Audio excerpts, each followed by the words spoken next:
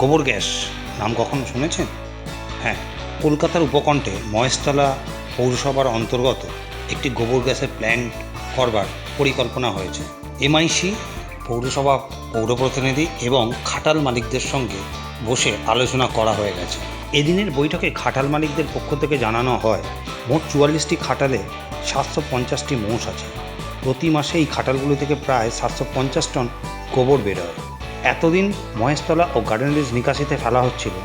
এই কাজ না করতে মালিকদের বেশ কয়েকবার নোটিশ দেওয়া হয়েছিল, কিন্তু তা সত্ত্বেও তারা সেই কাজ করে যাচ্ছে।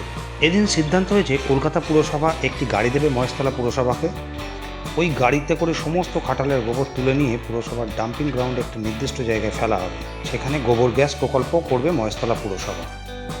আর খাটাল মালিকরা চাইলে তারাও এই গোবর গ্যাসের প্ল্যান্ট তৈরি করতে পারে।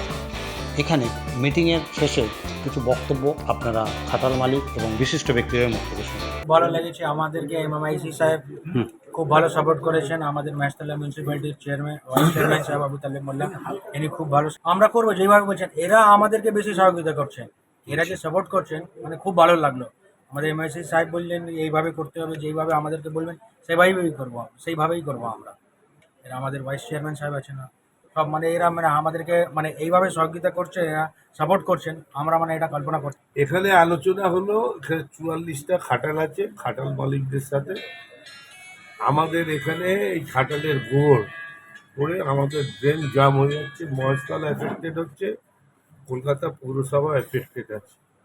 তাহলে আমরা যৌথভাবে একটা মিটিং করেছি আমাদের কলকাতা পৌরসভায়। দ্বিতীয় মিটিং এইখানে হলো খাটাল মালিকদের নিয়ে, আবার একটা ফাইনালাইজ হলো। এখানে যা গরু আছে আর যা খাটাল আছে, ৪৪টা খাটাল আছে। আমাদের কাছে রেকর্ড অনুযায়ী ৭৮০টা গরু মোষ আছে।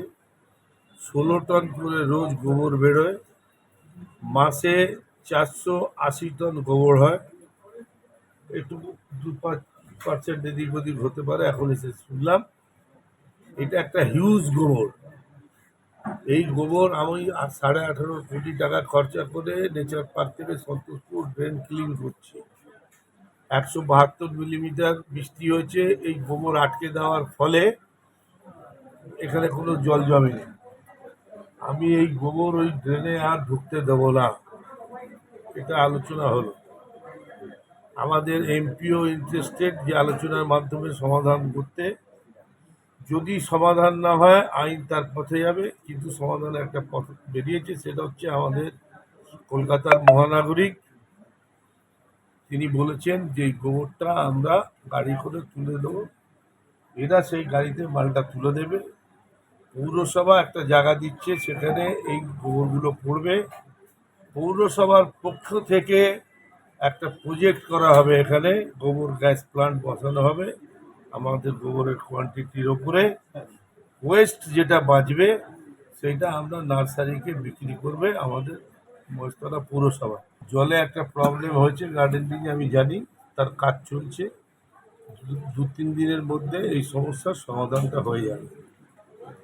এটা নিজস্ব একটা প্ল্যান্ট তৈরি করেছে মহেশতলা, তার মহেশতলার মানুষকে জল দেওয়ার জন্য। তার কানেকশন করতে গিয়ে টেকনিক্যাল একটা প্রবলেম হয়েছিল, এটা সলভ হয়ে যাবে। মানুষকে বলবেন দুশ্চিন্তার কোনো কারণ নেই।